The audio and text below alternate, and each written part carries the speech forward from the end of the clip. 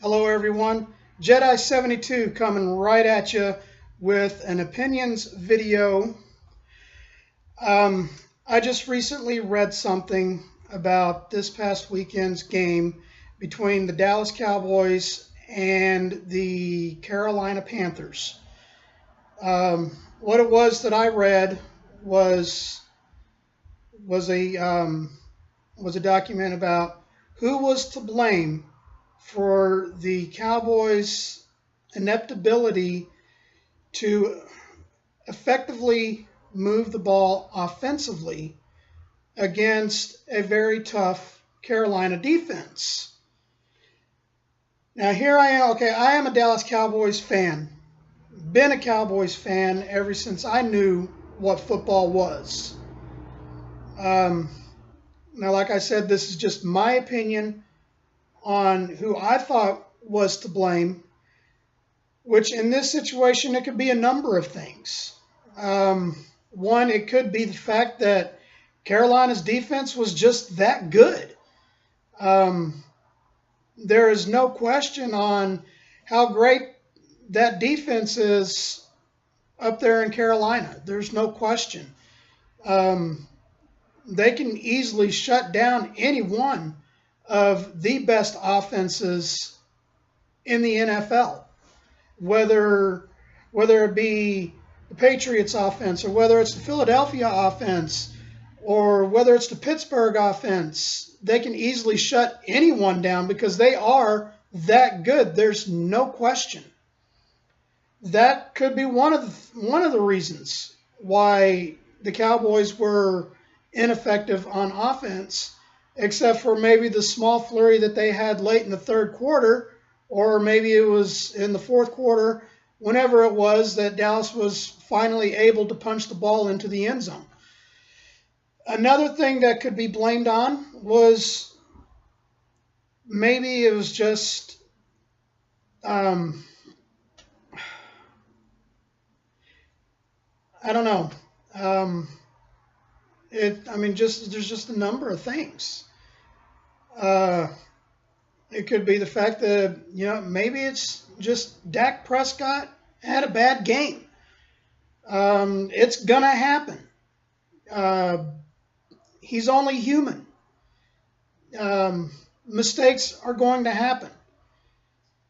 Yeah, he squandered a lot of opportunities. But again, that goes with the thing of not being perfect. He's a human being. Like I said, mistakes are going to happen. Another thing that could be blamed on was the inexperience of the receiving corps.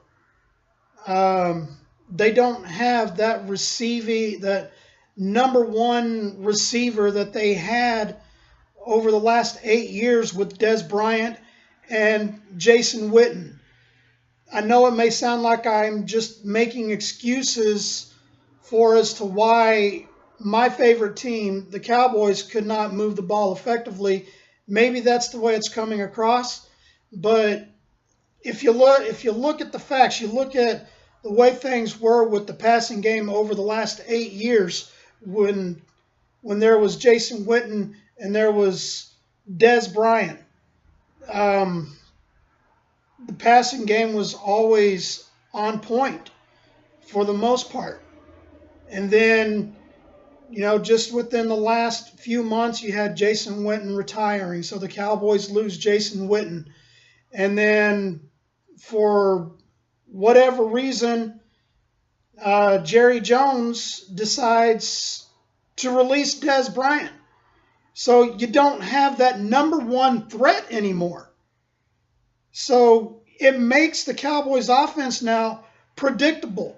You didn't have that threat where just the presence of Dez Bryant being on the field, you don't know how much that can affect things. Because you look back in the 90s when the Cowboys had Troy Aikman, they had Emmitt Smith, they had Michael Irvin. And they also had a guy named Alvin Harper. Okay, who were the Cowboys going to go to in the passing game in the 90s when they were virtually unstoppable. You knew it was either going to be Michael Irvin or it was going to be Alvin Harper or even it was going to be Jay Novacek in the check down. That's just the mere presence of that one guy. With Dez Bryant, he always drew, for the most part, drew double coverage. And when that happens, that opens up the other guys with one-on-one coverage. I mean, very rarely would you catch Dez Bryant in a one-on-one situation because defenses knew that if you had Dez Bryant in one-on-one coverage, who's going to win that battle? 9 times out of 10, it's going to be a 6-foot receiver because they've got the height advantage, they can jump, and Dez Bryant was just that big of a threat. The Cowboys receiving corps, they don't have that threat anymore. I don't even think quarterbacks like Tony Romo or Troy Aikman or even maybe a Drew Brees or an Aaron Rodgers, without that kind of a threat, they could even struggle. And they're some of the greatest quarterbacks to ever play the game. Of course, you got Drew Brees and you got Aaron Rodgers still playing, and they struggle from time to time. So if you want my opinion on who I feel is to blame, I blame it on the fact that the Carolina's defense was just that good, and they knew the fact that they didn't have that presence of a number one receiver. They knew that the Cowboys' offensive passing game was going to be predictable because they didn't have that number one threat. They knew the inexperience of the receiving corps, with the exception of Terrence Williams and Cole Beasley. Cole Beasley turned in a respectable game. He had 6 catches for 74 yards. Okay, he didn't score, but he became that threat in the short passing game, in the slot. Terrence Williams, they took Terrence Williams out right away. And when that happened, you had Alan Hearns, and then you had Michael Gallup, a rookie, who, it's just the inexperience of the NFL level to these guys. So, I mean, if people, and you know that, there's going to be, Dak Prescott is to blame because he didn't take the opportunities that were given to him. What opportunities? None of the receivers could get open simply because of how good Carolina's defense is and because of the inexperience of these receivers. I mean, yeah, if you want to blame Dak Prescott, go ahead, because that's your opinion. You're entitled to it. My opinion is it wasn't all Dak Prescott's fault. It wasn't all the coach's fault. You could put some of the blame on Dak, yes, because of maybe decisions that he might have made when throwing the ball. But when it boils down to it, are you going to throw a football to a receiver that is blanketed by a defender? No, you're not. You want to go to where you got the sure thing. And if the sure thing is an underneath route with Cole Beasley, that's where you're going to go. Sure, you're maybe not going to pick up 15, 20 yards on the play, but you're moving the ball. That's what you do, and that's the way the Cowboys' offense is built, is methodically move the ball. Sure, without a Dez Bryant, they're not going to be that deep passing team that you see with the other teams in the NFL. They don't have that deep threat, so they do what they do best. They methodically move the ball in short passing game, and then and with that, it opens up the running game with Ezekiel Elliott. Okay, and people want to, maybe they want to blame the fact that Zeke couldn't run the ball. The Carolina Panthers are one of the best teams in the league at stopping the run. There's no question. They stopped the run like I've never seen a defense stop the run. I mean, in like the past, I guess it was probably like the past 2 or 3 years, they have not allowed a 100-yard rusher. How do you expect to be effective on the ground when you're facing a defense that just does not allow a running back to gain 100 yards? What do you expect? You know, they're going to, you know, offenses are always going to make their plays because, I mean, you're not always going to, you know, completely shut down an offense.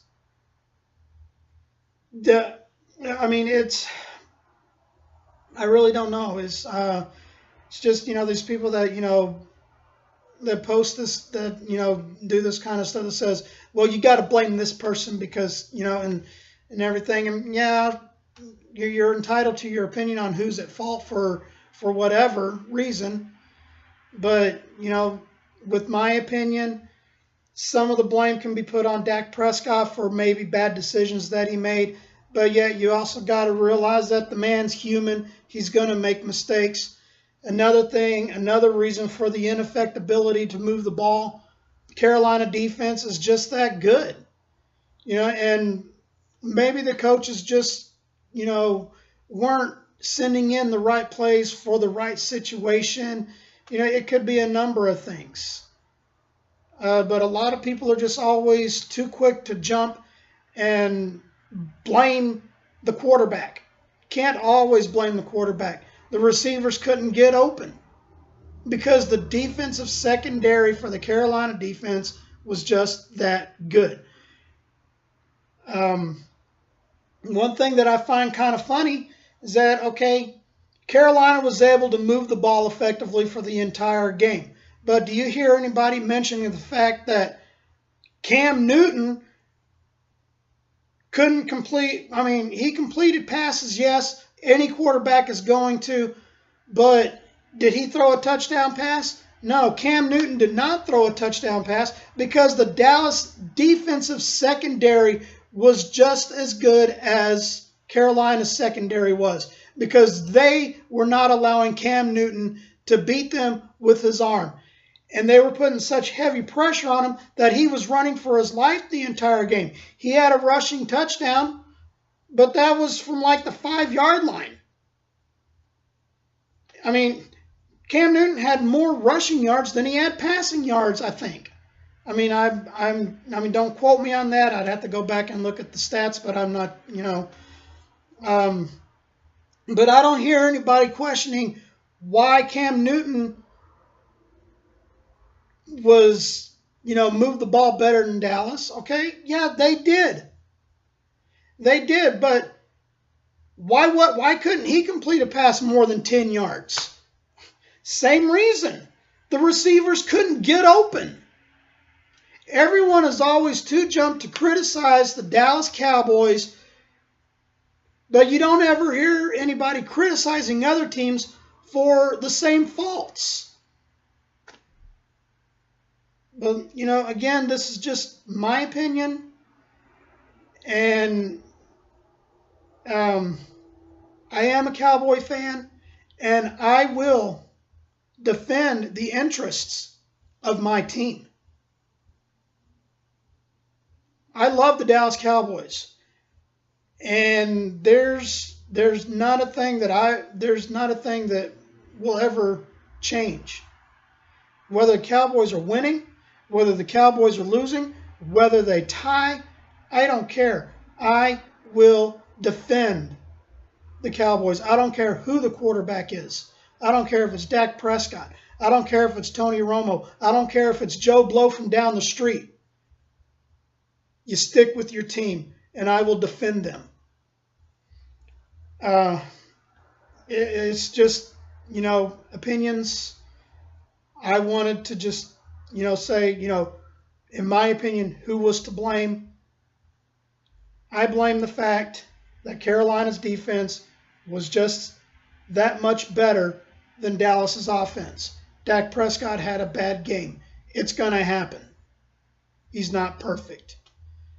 Anyway, if you like today's content, be sure to hit the like button, leave your comments below, and don't forget to subscribe to show support for the channel. We'll see y'all later, and y'all have a good day.